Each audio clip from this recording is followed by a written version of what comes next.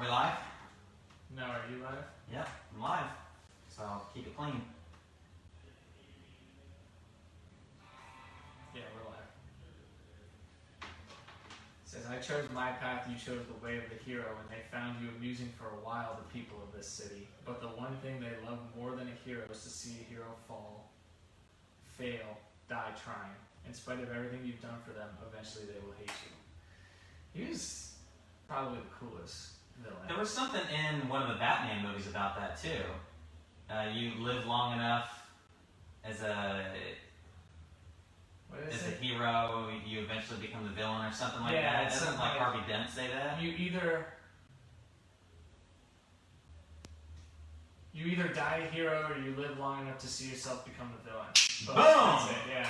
Yes! That's what Dent says at the dinner with Bruce Wayne and Rachel. Yes. And then that's what Batman says that, because Batman and Bruce Wayne, two different entities, says that to Two-Face. Wait a minute. Yeah. Says that to Two-Face. Like, is there something wrong with your voice? He tries to screw it out. Oh, man. Gosh, the end of that movie's so good. That whole movie's incredible. How are you today, Josh? I'm doing good. It's Thursday. It's Thursday, but after the day, the past couple of days I've had, I won't get into it maybe some other time, but just all the troubles with Mandy's car, and Stephanie Ball, I'm sure, is going to chuckle at this because we've been sharing horror stories about, you know, both of our cars kind of came out of warranty at the same time. We've got similar mileage, running into similar issues, and we've been going back and forth for several months about, well, what's your newest issue and what's ours, and she will no longer have issues with that car because that car is gone as of yesterday. So oh, yeah? She's got a new car, yes. What'd you get? The Hyundai Palisade. Look that bad boy up, yeah. Is it an SUV? It is. So we always have certain parameters. Sorry to go off on a car rant. We always have certain parameters since we have the two kids. Is she doesn't want a car, she wants an SUV, but it's got to be a mid-size, not a full-size SUV, because she doesn't like the big ones, like the Yukon or the Tahoe, even though I like that. Okay. She wants that, and wants captain's chairs in the second row. So that's really like the just want that. Are captain's chairs where there's a space in between Yes. them? Okay. Like a captain, like this. There's no bench seat. None of that bench seat business. Parents will appreciate that. They know why. It keeps the kids a little bit more away from each other. So. Yeah. But yeah. So we don't have to go into that. But needless to say, that has been just dominating the last 10 days of my life. And as of last night, done. Well, that's a bright spot. It's gone. It's done. Yes. Move on. That is done. Move on. We'll cover people who are not sponsoring us real quick. Kill Clip. That's it. And we have a new person that's not sponsoring Wad Wax. That would actually be a good sponsor. Yeah. So I know a couple of people, Adam, Tina, were asking about this. Jay and I were going back and forth on this. This is kind of, from what I understand, a middle ground between maybe wearing grips or chalk or something like that that provides a little bit of stickiness on the bar, but nothing that's maybe going to shred your hands. Yeah. I haven't had an opportunity to use it yet, but yeah. To my understanding, what Jay told me, because I think he did quite a bit of research on it, is that it's the guys that created this, the guys or gals, whoever created this. Yeah, you want to be careful not to single out women or men, but the human beings that created this. Listen, it could be a class full of women. I'm going to be like, all right, guys. Yeah, right. If I say guys, like, all right, yeah, people. Yeah. People. The people that created this, the persons, apparently it's just like surfer's wax, which I'm not a surfer, I haven't surfed, but you coat your board in it, and of course it helps you, stick. Stay onto the board. Yeah, you don't want to slip off, get eaten by a shark. So cool. Apparently it's pretty similar to that, but I'm assuming there's some sort of chemical formula or something that keeps it from slipping or rusting on a bar or whatever. But yeah, I think Jay used some. He could probably tell you a little bit more about it than I could. I have not used it yet. All right, so we have a bunch to get through today. I don't know if we'll make it all the way through because I'm sure people don't want to hear us ramble, but some of the things that we have, quickly cover the upcoming events. We have the final open workout this Saturday. Yep. Conclusion of Fitness and Philanthropy with 21.3. Once it comes out, it actually goes live today because we're recording this on Thursday because yesterday dealt with more car fiasco stuff. But anyways, we're recording this on Thursday, the same day the 21.3 comes out. And then Saturday is when we will do it. And then we have the gymnastics clinic with Coach Emily coming up on April 17th. We're going to be focusing on pull-ups and toes to bar, and that will be from 11 to 1. Correct? Yes, 11, yes. Okay. I've been telling people, and it's cool to actually show them now because I don't think people actually take the time to peek in the office, which not good or bad thing. I just don't think people do it. And you can kind of see on the live feed all the stuff that's being donated. Like look at this entire garbage bag full of stuff. This bag here, this bag full of clothes for fitness and philanthropy. So it's been pretty cool to just kind of see that pile up over the last 3 weeks that we've been doing this. So last couple of days for donations, if you guys would Lots like to. of good stuff for the people. Yeah, and bring those in. All right. So, kind of the outline for today. Let me scroll to the bottom of this. Let me see. So what I've got here is, I'll let you start while I search for something. Okay. What did you think of 21.2 in 10 seconds or less? No, I'm just kidding. What did you think of 21.2? We called it. Okay. We called it. All right. Next question. Yeah, I think you mentioned it last week on the podcast. The week before, we were talking about the first open workout, and I think I asked, do you think they could repeat? And you said, yeah. We both said, yeah. And we said, if they repeat, we think it'll be 17.1, which it was. So, I mean, if you call it, like, maybe we were calling it for the first week, but, I mean, we kind of called it a repeat overall. So, pretty cool in a selfish way to see that. Kind of predictable, which isn't like the open. I mean, I think if you do enough research and you've been around long enough, you can kind of predict that one. What did I think of the actual workout? Josh? Yeah. That workout never gets easier. you would think that it would, having done it. I mean, that was your third time doing it, right? Yeah. And it was my fourth time. So, like, you'd think you'd get a pretty good grasp on it. No. Like, the only thing I was not grasping was the dumbbell. dumbbell. Because I was resting so much. I thought it was really cool to see, like, the best times in the world were in the 10 and 11 minutes back in 2017. Yeah. And I think it's really cool to see people doing it in under 9 minutes, women doing it in under 9 minutes, and then men doing it in about 9.5 minutes. Like, just really remarkable. Really cool to kind of just see that progress in practice. I was sore. It hurt. I didn't finish it. I finished it once 3 years ago. And that's the only time I finished it out of 4. What was your time then? 1937. Nice. And you finished it this year. I did finish it this year. I did not finish it in 2017. I just told you today after class we were kind of talking about this with some of the others.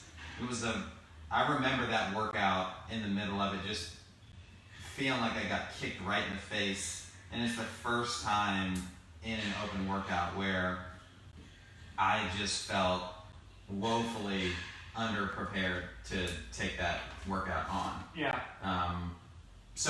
But this year felt good. I mean, I just literally went into it with no plan other than do 10 snatches, no more than 10 snatches at a time, and then after every set of 10, rest for 20 seconds. And my plan was just to be disciplined on that and steady on the burpee box jump overs. You know, I figured if I could do that, then I could finish. And I knew that I'd be working for right about 20 minutes, so my early pace probably looked really slow, but I knew that if I could maintain it, I could finish. So I just finished in the naked time, 1946. Nice. But yeah, I felt good. I was a little tight after, you know, that late that evening and then the next day, but I published something on the members page the next day, or maybe it was that same day, about how to facilitate good recovery, and I just really made sure that I moved a whole lot over the next 36 hours. Yeah. Or if I wasn't moving, I was laying on a heating pad. Yeah. I thought it was interesting of them to program another couplet. Like, because for the open, like 90% of people aren't moving on. Like, it's literally 90%. Only 10% of people are moving on Right. to what you call the Right. quarterfinals or the next stage. Basically, their way of sucking $50 out of you to participate in more workouts. Right. Whatever.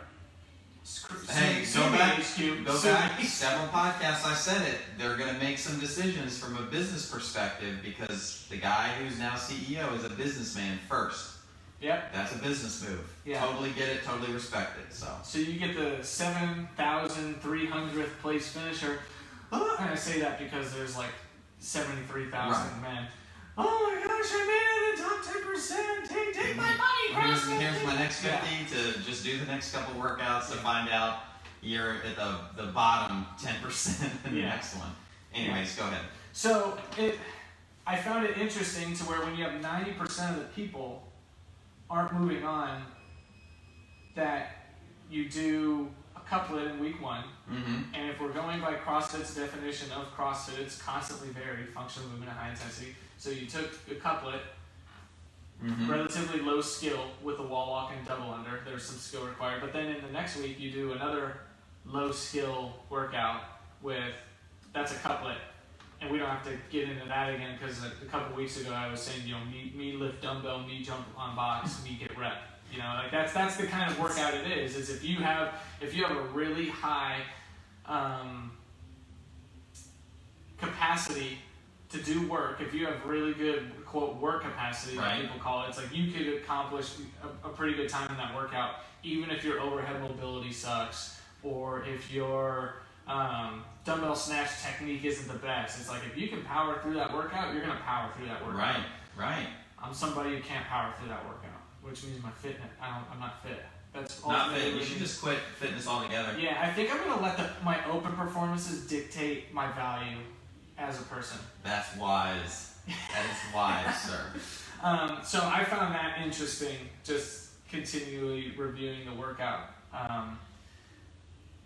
which gives me thoughts about what it might be this week. But again, I don't want it to be too predictable. Moving on to that, do you want to make the first predictions, or do you want me to go? You go first. Okay, I think it's going to be at least 3 movements. And it would make sense from a classic CrossFit sense to go MGW, monostructural, for those who know what that means. MGW, monostructural, gymnastics, and weightlifting. So a cyclical type movement, although ironically we're not doing any machines because inclusivity. Right. So we're going to maybe do, I don't know, we already did double unders, we did burpees. Maybe we'll run in place. So there could be that, or a shuttle run. Jumping jacks.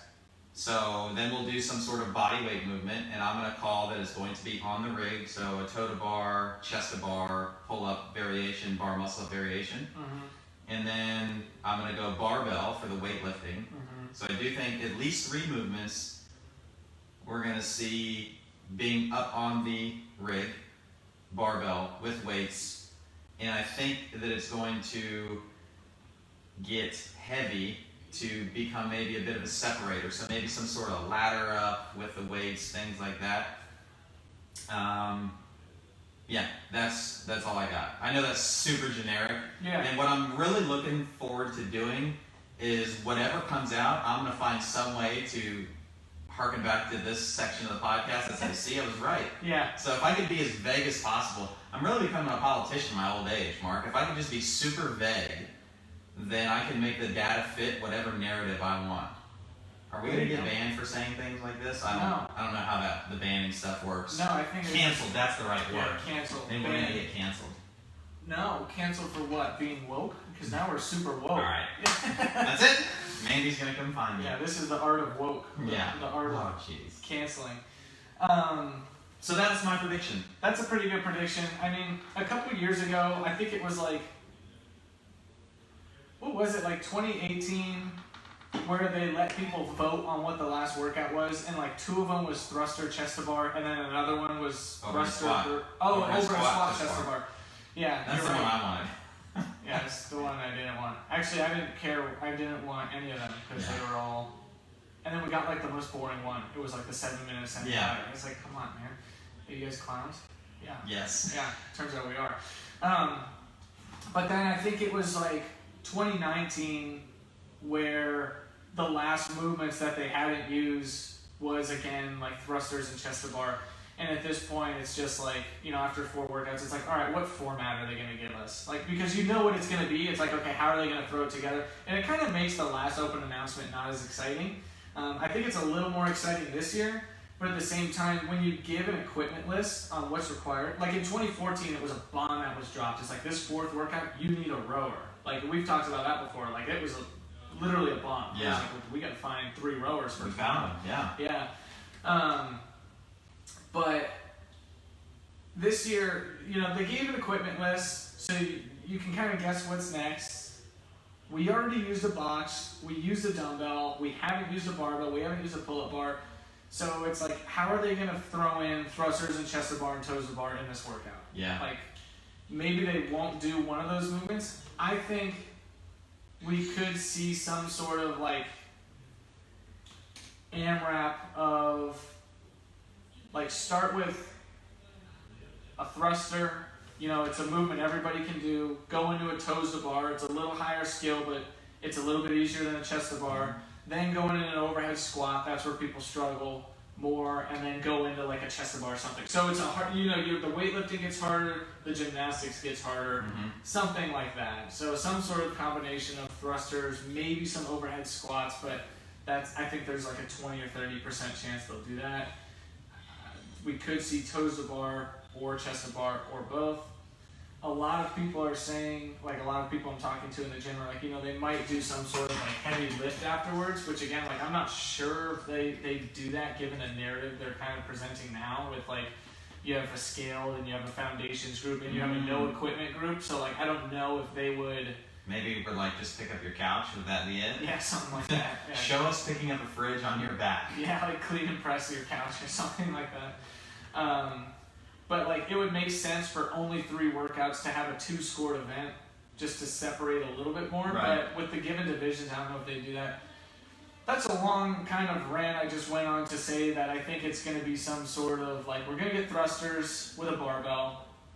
We're going to get toes to bar and or chest to bar and maybe some overhead squats. Just given how many movements they have left to do, there's going to be at least 3 though. I did see somebody make a comment online about the workout. This was years ago. It's one of my favorite ones that I saw Froning do, Fantasyland. Oh yeah. And it's 21-15-9, thruster at 95, regular pull-up. 15-12-9, thruster at 115, chest to bar. 12-9-6, thruster at 135, bar muscle up. Yeah. Yeah. That's entirely possible. Would you call that a couplet? Yeah, it's to me it's still a couplet because it's a squat and press and then an upper body pull. But I mean, who knows? That could be it. And then where it's like you have to finish, you know, frame the first 21-59, you have to finish in 6 minutes. Yeah. And then you have 6 minutes for the next part and 6 minutes for the next part or something like that. That would be really cool. So we'll see. But anyways. Yeah. All right. Let's move on. We had a flurry. Not a snow flurry, but a flurry of questions come in after the fact on the last episode around the female subject. Yes. So apparently that was popular. We had a lot of good interaction with people. I had a lot of people tell me that they listened to it and they loved it. They were like, you guys, that was a fun one to listen to. I don't know if it's because we sounded so silly trying to navigate not offending people. Right. At least I felt like you probably did a lot better than I did. But yeah, it was cool to hear that and like you said, see the flurry of questions. So something that I'll share first that I meant to share last week, but I didn't. I think in the midst of the sound thing, my brain just got scrambled and I forgot to mention this, that females in general are better than males when it comes to high rep strength endurance movements at a high percentage of their 1 rep max. So let me make this a little bit more clear for folks. If it's a deadlift, a power clean, a power snatch, let's just say that you have a 1 rep max of 100 pounds. For a guy to do a high rep, workout with say 90%, it's really, really, really going to tax them. Versus females, they will score better in just general terms than their male counterparts at like 90%. This is like across the board. Now, are there outliers? Yeah, for sure. But like, just take the best females and the best males, and the females are going to come out on top.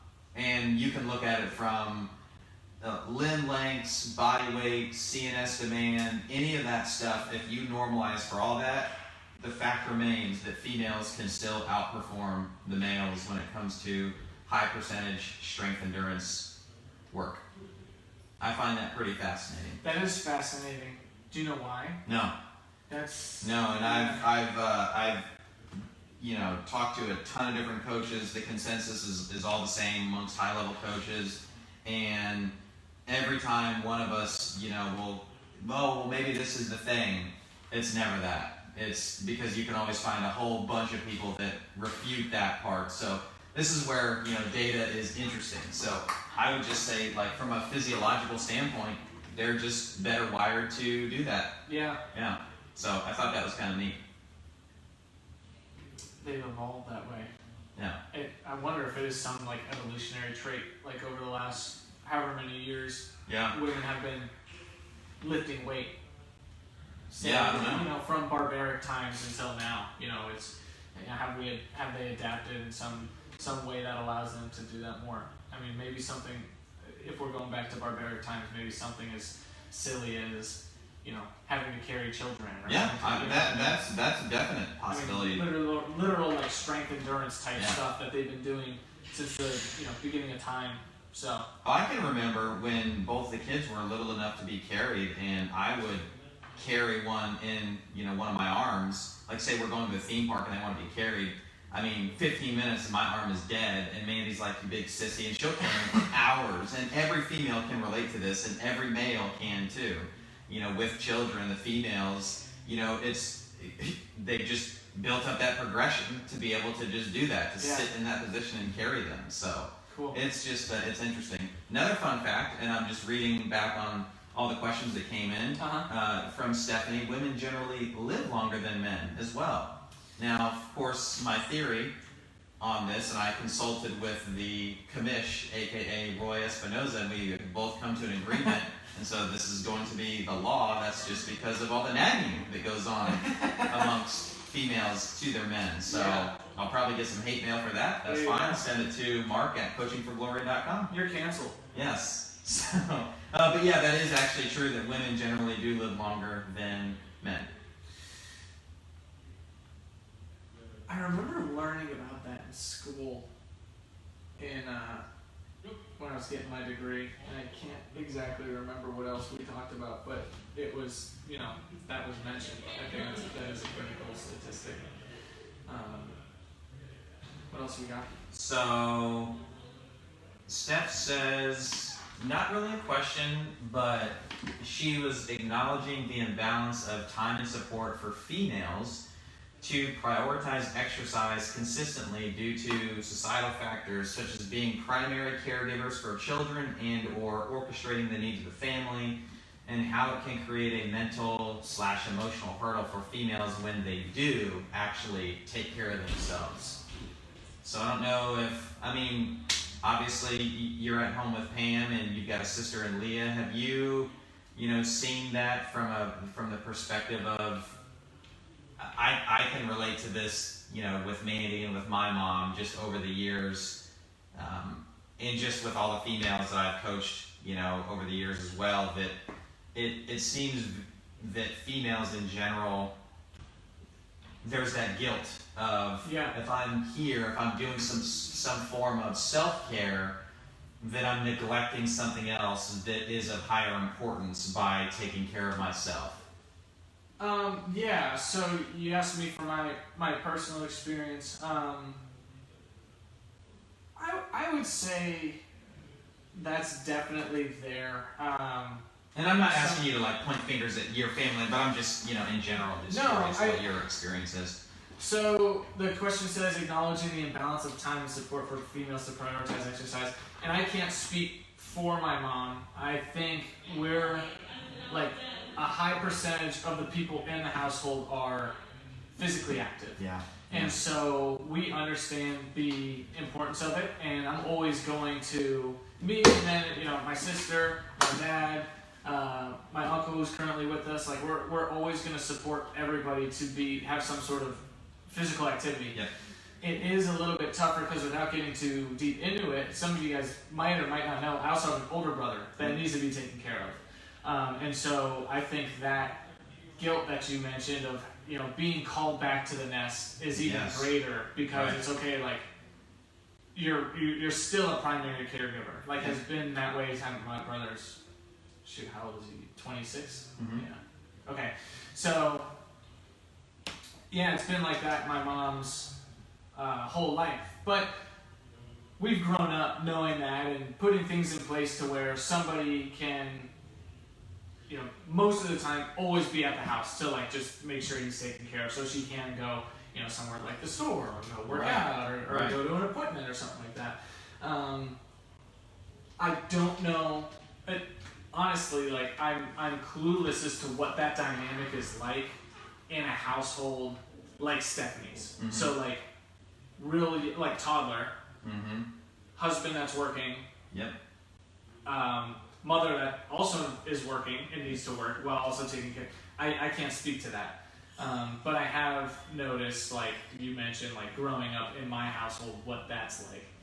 I would say that with my limited knowledge on this specific situation that Stephanie's bringing up, I think that the time and support, like the imbalance of that, could totally vary between households. Mm-hmm. So like I know that we might have a couple of members that are stay-at-home dads. Yeah. So like for sure. So like there's still the responsibility that the mother might feel, but there might be like that imbalance of time and support might be tipping in a different favor. For sure. Like for the woman of the household, right? So I think it is very dependent on what the lifestyle is like in that household, but I've definitely experienced that exact imbalance. Yeah, so I'll share something I was just thinking as you were talking just about like the imbalance from the flip side. So if you're like a stay-at-home dad and you're the primary caregiver, for me, I'm not the primary caregiver. That certainly is, Mandy's role that she just does wonderfully. But the flip side of that is that I am the primary provider, for the family. And so there is definitely this push and pull, and I'm sure that, plenty of guys and plenty of girls, I'm not trying to single, one sex out over the other, but I'm just speaking from the male perspective, that there is that pressure that, okay, I need to make sure that I do my job, do it well, such that I can continue to provide the life that I want to for the family. So do I spend time with the family? Do I spend time with the business? Do I spend time working out? Yeah. Do I spend time with the family or the business? So it's definitely a thing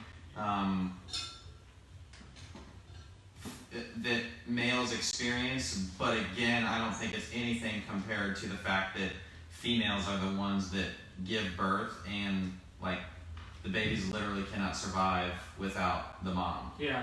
Like, of course, the dads are part of the process, if you know what I mean, without getting graphic here, and stepping outside of what this podcast is about. But once that happens, it's really on the mom. So I can't speak from experience, but I can speak from being in that space and coaching so many females over the years. It is a challenge, and if you're going through that. If you're in the midst of that, I would say, number one, it's definitely normal. Definitely acknowledge it, but also open it up. I think it opens up the opportunity for conversation with your partner, with your family, with your friends, that if you do have these things that are also important, not saying that you're placing more importance on, in this case, exercise, but if there are things that are important to you, figuring out, some sort of way that you can still do those things. Also, giving yourself grace and understanding and love that this is potentially just the season, and being okay with that. And Right. I know, I don't want to speak for Steph, and we are going to have her in here, at a certain point to go a little bit deeper from the female perspective on these topics. But I know, especially somebody like her that was an athlete, in the truest sense for so long, where, exercise and movement and performance was a part of her daily life for so long, that is, because her and I have had these conversations, it is hard to make that transition and to quote unquote give those things up. And there is that, and I can even hear myself say it, like there is that, societal pressure that's like, oh, what do you mean it's hard to give it up? Are you saying that your kid's not worth it? It's like, no. Yeah. But you're acknowledging that there is this transformation happening, and it is a very real, emotional type thing. So, if you are, in that season of life, acknowledge it, and then explore opportunities for conversation around it. Not only with, your partner or spouse, but other females and potentially other males that are in, a similar season of life as you. Yeah, speaking on the psychology of it all too, it's if it is important to you and you are speaking to people about it, like that's only going to help you prioritize it more, which I think Stephanie is really good at, because I know that she's, posted pictures or sent us stuff where, sorry, Ava's down for a nap, like she's got the monitor set up, like I got 45 minutes right now to get my workout in, but I think, it's easy to get caught up in, I got all this other stuff to do. I got this, Right. and that. And I think if you're voicing it to understanding people that one have experienced it or two understand it, either or, one of those things, like it can help you get in a mental space to prioritize it a little bit more. Yep. I think the more that you and I do this podcast, the more I recall from the exercise psychology class that I took. I mean, it was a requirement to take that class to get the degree. That was my favorite class in college. Yeah, and so it's cool, like, talking these things out with you and bringing this up and be like, oh, wow, it's like there was something to all this. Yep. So Melissa Zabel chimed in. I already told her it was Facebook official, happy birthday, but since she's listening, happy birthday again, Melissa. I hope you had a great day. But she said to be a good caregiver, self-care is a must. Yeah, absolutely. That, couldn't be said better from the perspective of a mom. And then if moms ain't happy, no one is happy. So, quick aside, funny story. When we were searching for the car that Mandy was going to get, they, kind of like the car salesman shuffle that they like to do. It's like, oh, well, what do you want? And I was like, look, this is the only thing that I need. They're like, okay, well, what are the 3 things that we need to do to make this a deal? I said, there's only one.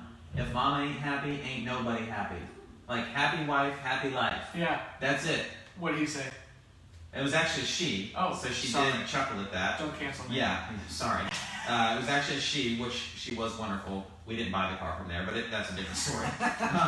We just didn't have what we were looking for because Mama wouldn't have been happy. But she laughed and she said, "Yep, totally get it," and that was it. So yeah, happy wife, happy life. There Nice. you go. There you go. So yeah, I think that was a good one. Let's see. Okay, so Steph asks. As a coach, Josh, as a coach of high-level athletes who have been female and male masters athletes, have you noticed a difference based on gender, or has it been more personality training experience? Can you share some differences? Yeah, so there is definitely a difference between. This can be true for the social side of coaching, the psychological and the biological side of coaching, males and females. There definitely is a difference, and then within each, grouping of females and males, there's differences, right? And that's why we believe so much in individual design, because what works for one male might not work for another. What works for one female might not work for another. But yeah, there definitely is a difference coaching males versus coaching females. Now, this is just my experience, so don't crucify me if this is not how you prefer to be coached. the high-level females that I've worked with in the past, in general, we're going to have a lot more conversations around how things feel. I'm going to give a lot more direction. I'm going to... this is going to sound weird. Maybe you'll understand this. I'm going to do a lot more coaching when game day is upon us. So if I go to the CrossFit Games or to a high-level weightlifting meet or something like this, I'm going to do a lot more intensive talking, conversing, directing of everything that needs to be done. This is how you're going to warm up. This is how many reps to do. This is what you're going to eat. This is when you're going to sleep. All those kinds of things. Versus the males that I've worked with are pretty self-directed when it comes to that. Now, this could just be the groupings of people that I've worked with too, but in general, the males don't need quite as much. And it's not a good or a bad thing. It's just something that I had to be aware of as a coach. They're a little bit more self-directed. Both groups, there is some similarities, very routine-oriented. So I need to eat this thing at this time, warm up this way, this many reps, all that kind of stuff. So there are those similarities. I know that people think that when they see high-level athletes, they think they've got it all together, that their head's screwed on tight, all that. No, that couldn't be further from the truth. They are just as crazy as the rest of us, if not crazier. They don't have it all together. They still have life that they have to deal with, so there is that.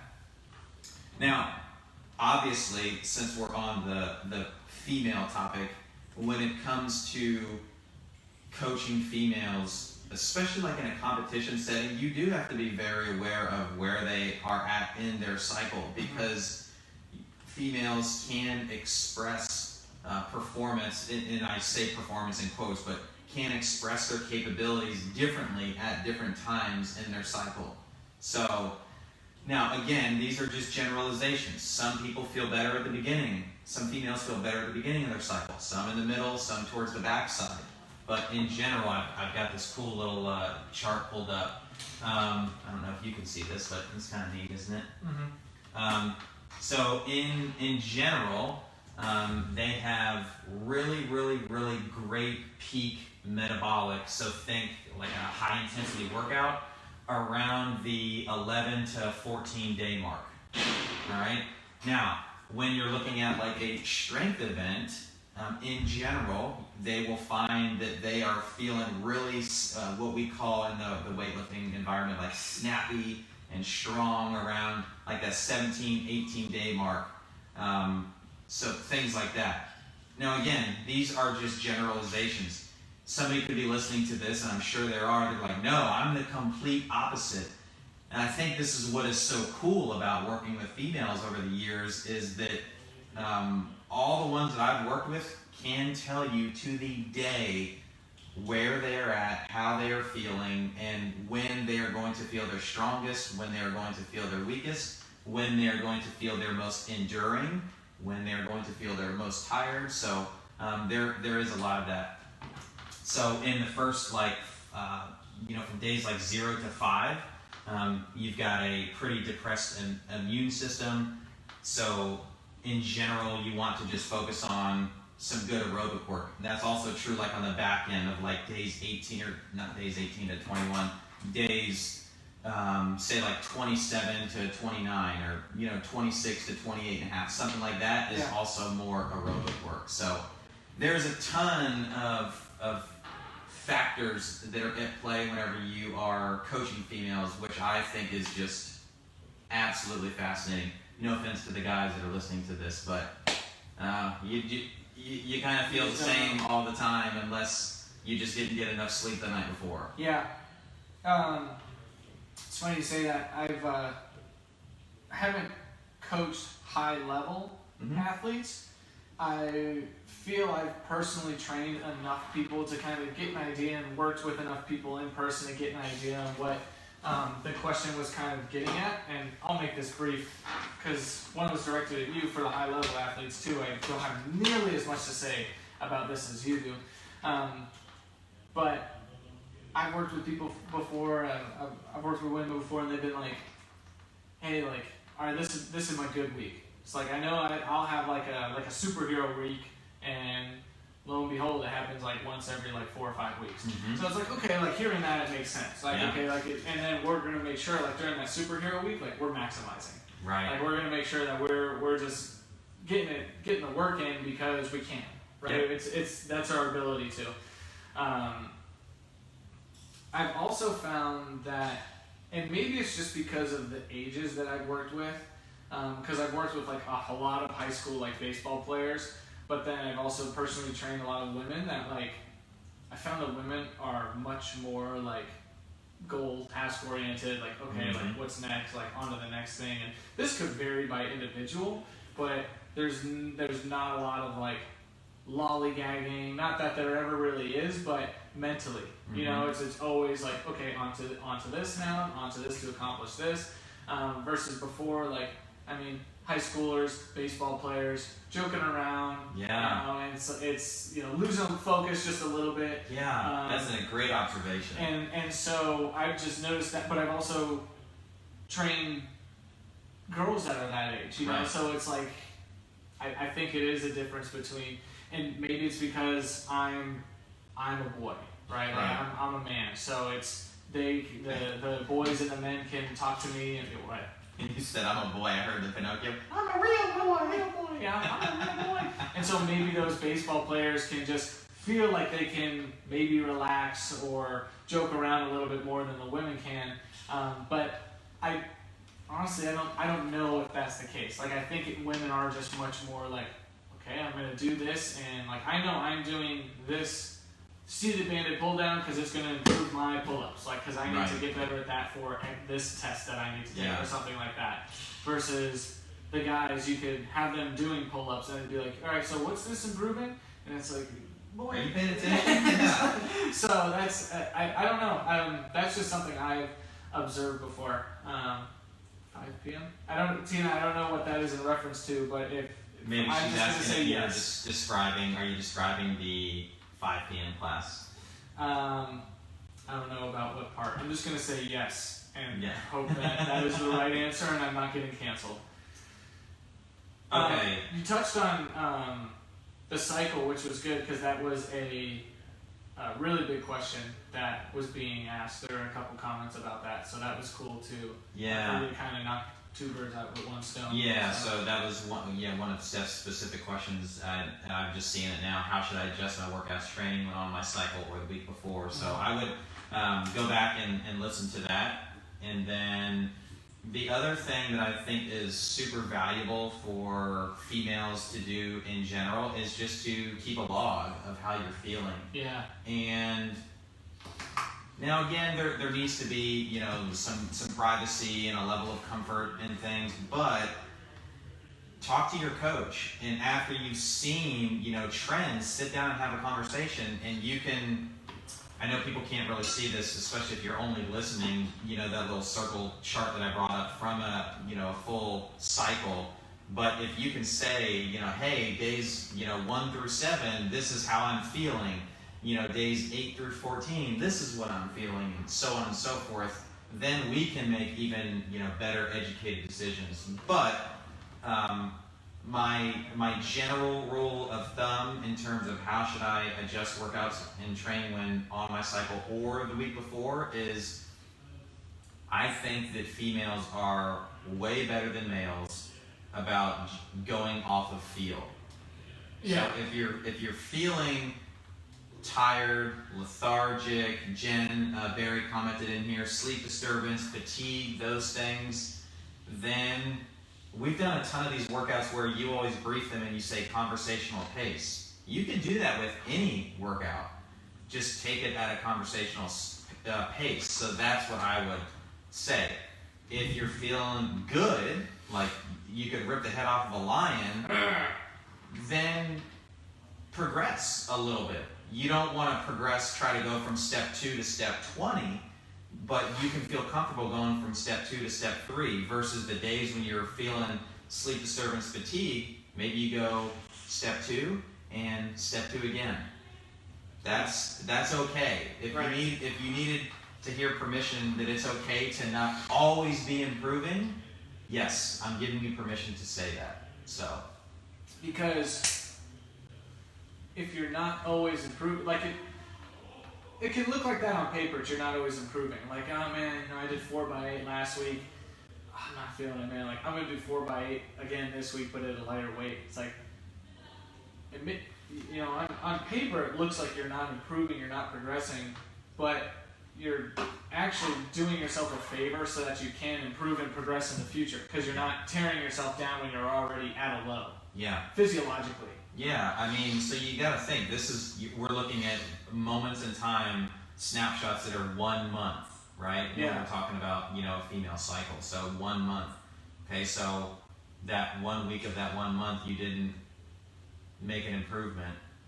Well, that's fine. So that's, of the 52 weeks in a year, let's just say we have 12 of those. There's still 40 other weeks where you can continue to progress. And then if you take that out 10, 20, 30, 40 years, that's a lot of time for you to still make good progress. And at the end of the day, we talk about this all the time. It's one of our core values here at CFG.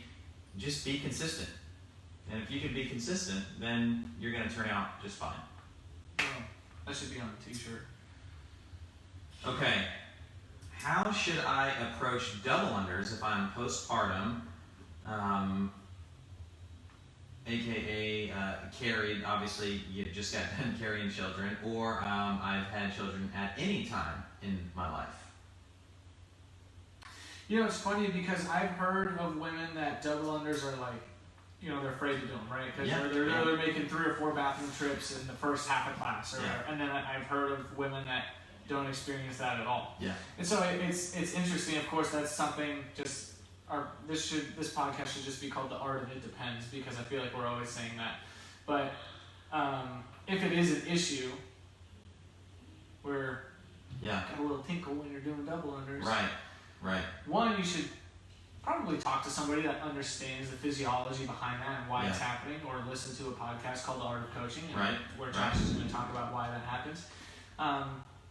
And 2, there are exercises that you can do that can help, I don't want to say prevent, I can't speak from experience, but can help make this situation a little bit better for you. Yeah.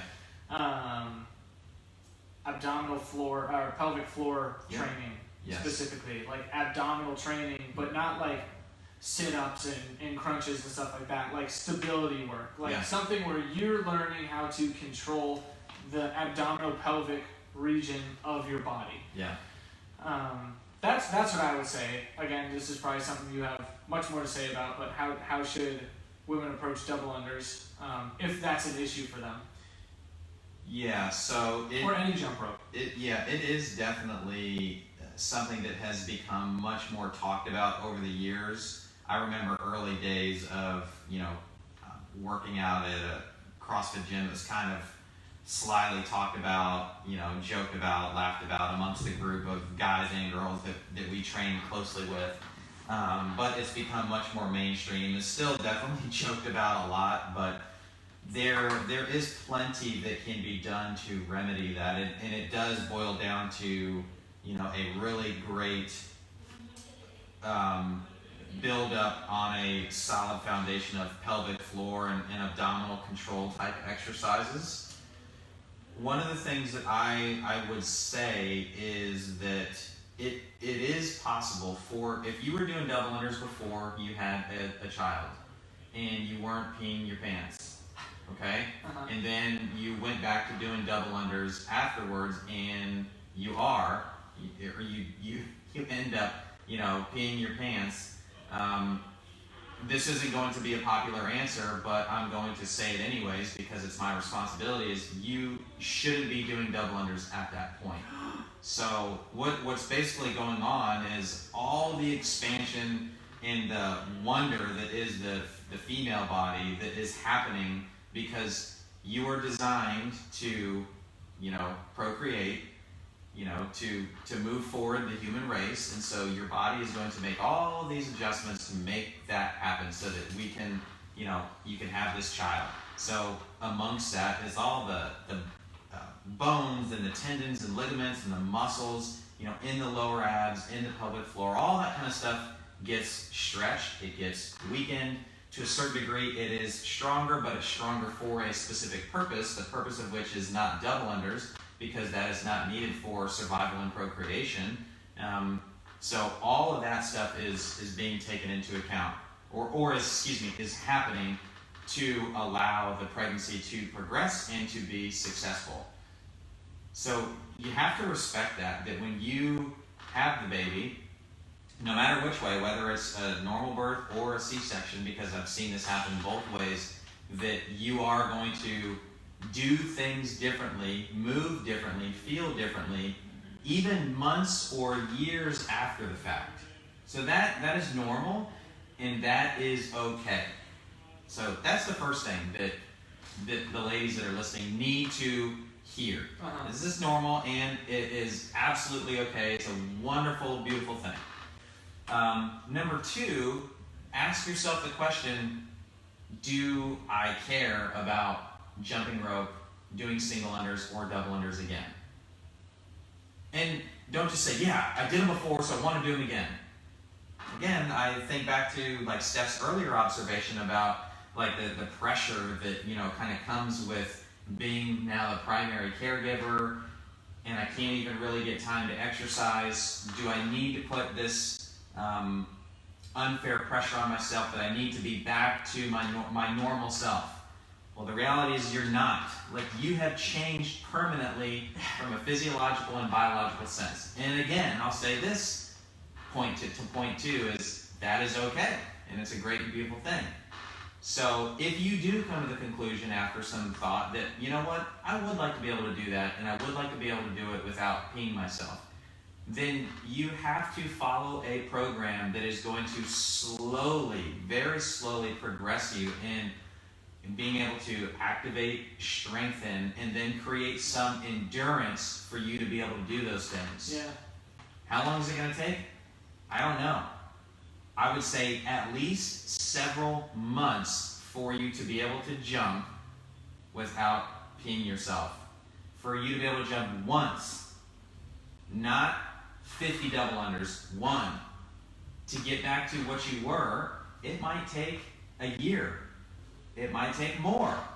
So I think the trouble that females run into when it comes to issues like this, or issues like the whole bounce back, is you can go online on social media right now and see countless pieces of evidence of females that had a baby, because I can name half a dozen that had a baby, qualified for the CrossFit Games 2 years ago, had a baby, qualified for it within 6 months of having a child. And they're like, oh, well, she can do it, then I can do it. I should be able to. And it's like, yeah, but you're not that person. And I'm not saying that in a rude sense. I'm saying it in a very respectful sense, that you need to respect the individuality of who that person is and who you are.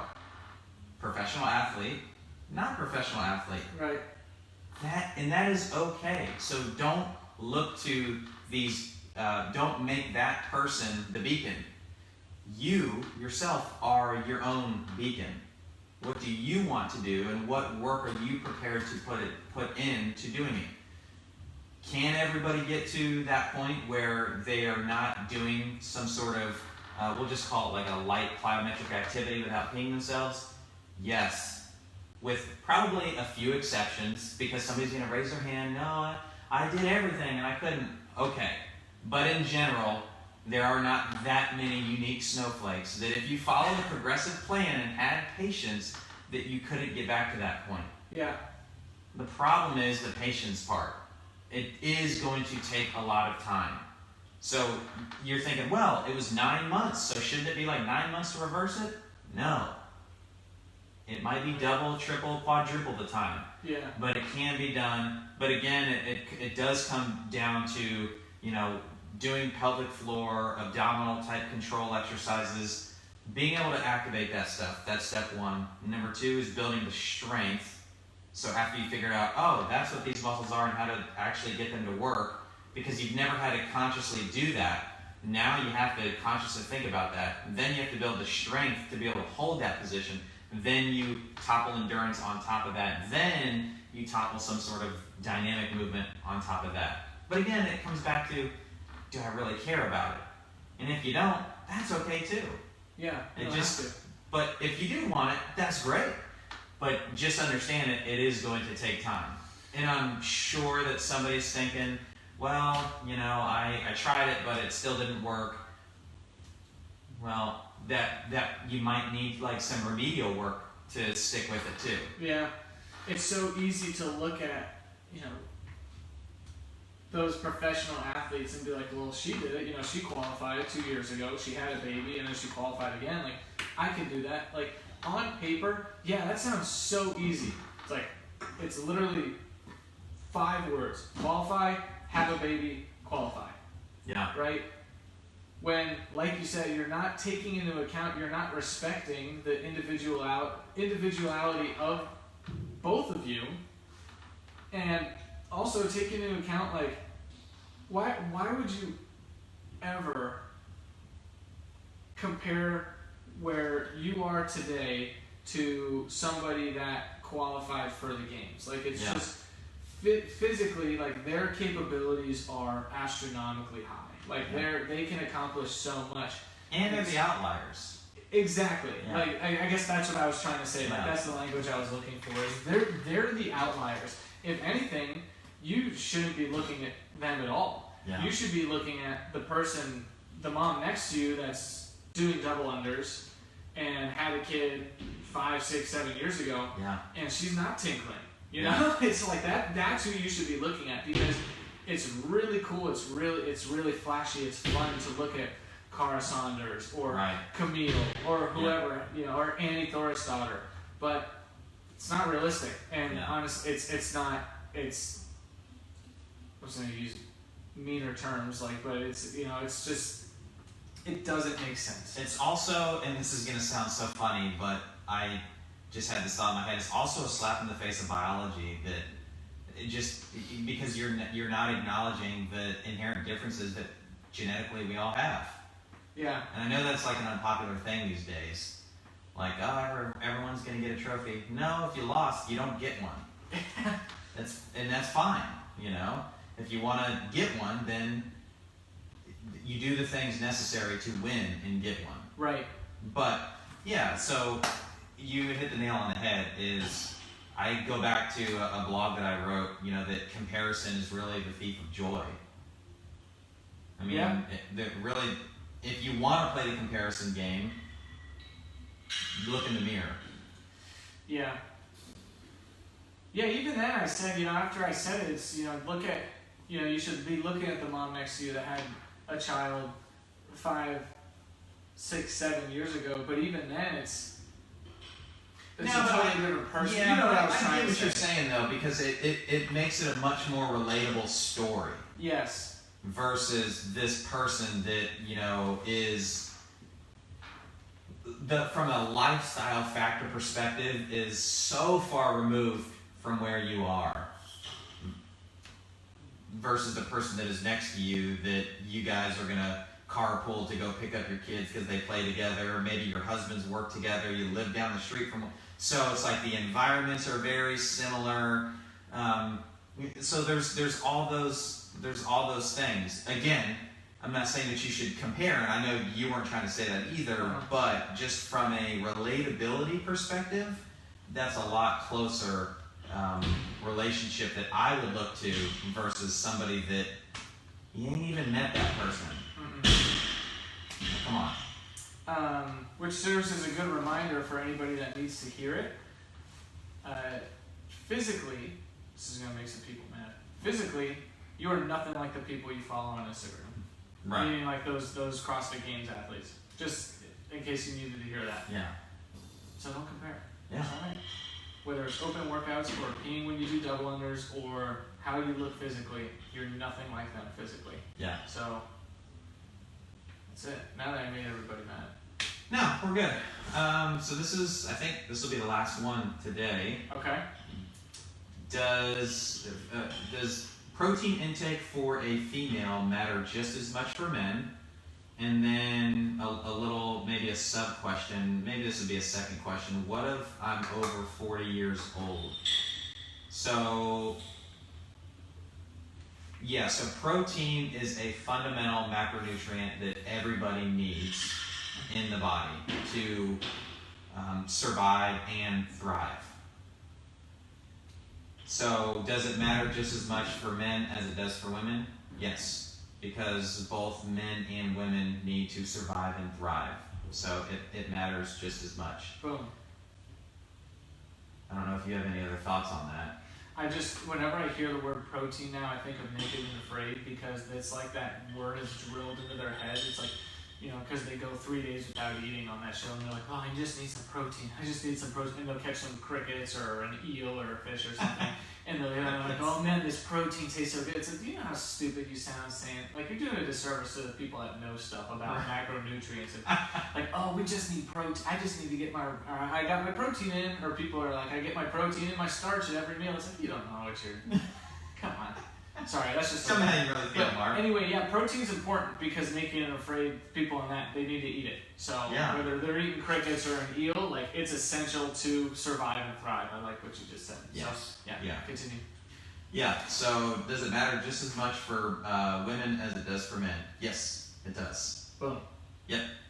What if you're over 40 years old? Okay, does protein intake matter if you're over 40 years old? So I'm gonna say that 40 is just kind of a placeholder for getting older. And I'm not saying that people that are 40, hold on. Oh, no, we just lost everybody.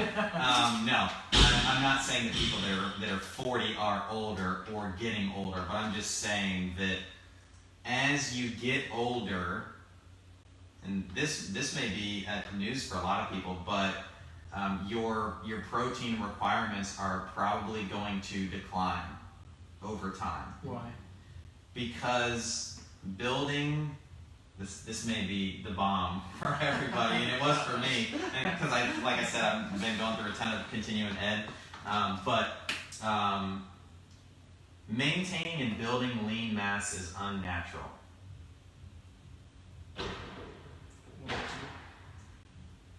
Yeah, maintaining and building lean mass, especially late into life, is unnatural.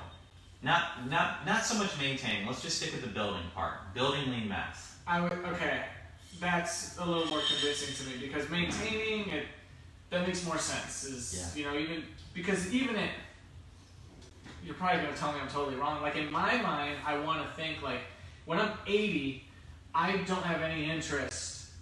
Who knows? We'll see what I look like when I'm 80. By that point, there'll probably have some sort of immortal juice I can drink, and I'll live forever.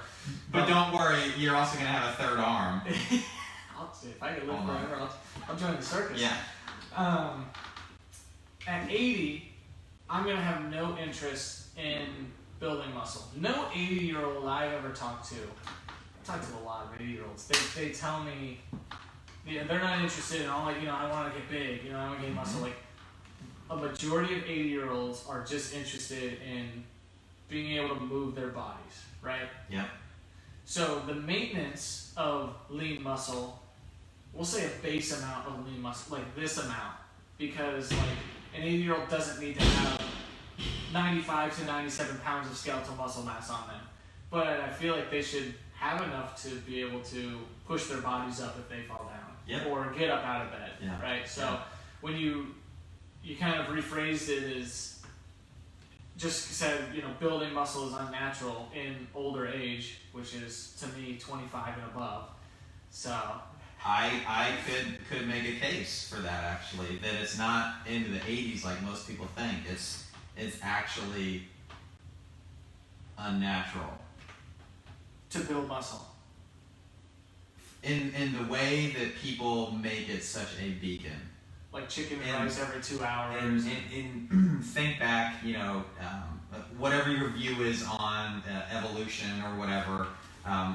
That's not what this topic is intended to be about. But if you just think back to pre-sporting endeavors, to survive and thrive, you don't actually want to be carrying around a bunch of excess mass, whether it's fat or lean mass. Like it, just think from a biological standpoint, does it make sense? Right. Back before like modern times, before sporting endeavors where people, needed to be strong to be a gladiator or whatever, you needed to be able to move around a decent bit of time during the day, maybe lift a couple of rocks, but you didn't want to be carrying around a bunch of stuff, a bunch of excess weight. So that's what I mean when I say that it's unnatural. So, bringing it back to the question, Mm-hmm. protein intake for somebody that's older, Mm-hmm. older than you and I, we'll say, 40 plus. How, you said that drops. Mm-hmm. So how much should they be eating? Like, should they be looking to maintain? Should they be eating foods that help maintain what they currently have? Should they not be interested, not to say what people should or should not be interested in, for the sake of conversation, should they not be interested in eating an excess amount of protein to gain muscle mass? Yeah, so they're definitely not going to be eating protein to gain muscle mass. How much should they be eating? I don't know. It depends. And I'm not saying that to plug the whole talk to a coach thing, but we've had the macro conversation, and if anyone wants, my a deeper dive into that, I'm happy to have a conversation. But the amounts of food that you eat, I'm not going to say they don't matter. They do, but they are one piece of a really, really big puzzle. So you could have, I'll give you a great, kind of a great way to think about this. You could have the quote unquote perfect macros to maintain whatever, physique or whatever weight and body composition you think that you want to maintain. But if other things that matter, your sleep, your stress management, your movement, if those things are off, it's not going to work the way that you think it is. It's not just calories in, calories out. That's a piece, but it's one of many, many pieces. Yeah. And so that's why I say, when people they get so wrapped up in the macro thing, they think that that's the answer, because again, the beacons that we see on social media, oh, hey, I need to announce this new partnership that I have. I've ran through 12 different nutrition coaching companies, but this is the new one that's paying me more money than my last one, and they're going to be the secret sauce.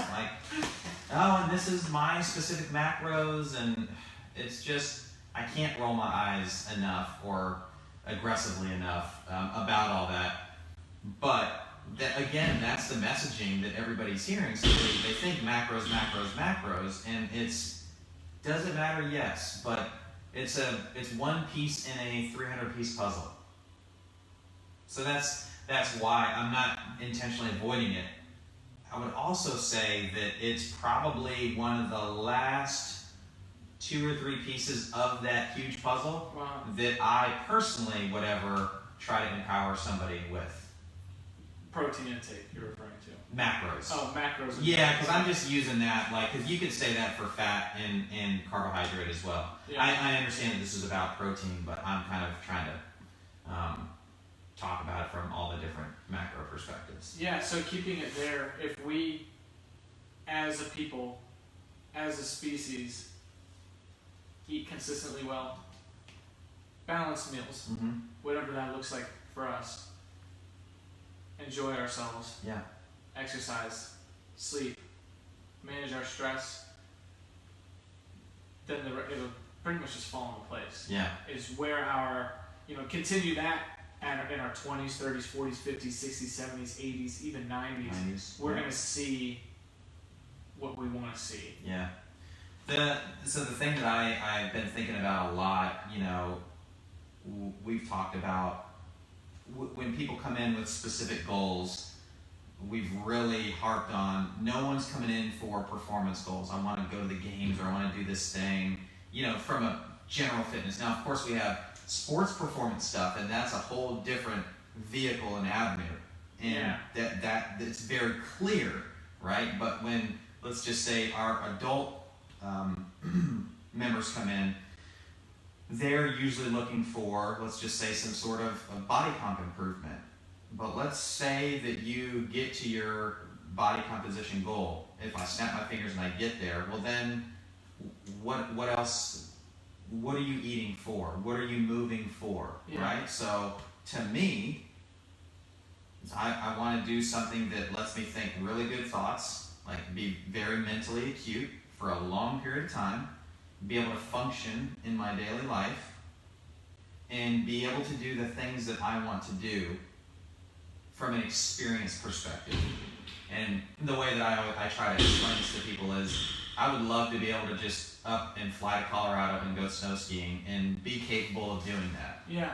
Right? So if that's the case, what does my food profile look like at that point? Am I worried about weighing and measuring or anything? Probably not. I'm probably just making sure that I eat the foods that are going to do those things for me. Yeah.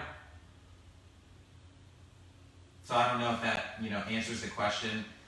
What if I'm over 40 years old, or as I age? I'm going to say that your total food requirement is probably going to trend downwards, because your level of big time physical activity, stuff like that, is probably going to trend down over time, because I know this isn't a popular topic, but we're all going to die and you're resisting entropy. No. Right? So, and I'm not saying that you can't be physically active. You should remain that way. But in general terms, you're going to see your food intake go down over time. Interesting. As you age. Okay. Yeah. Really interesting. Yeah, because it's like you grow, you peak, and then you resist.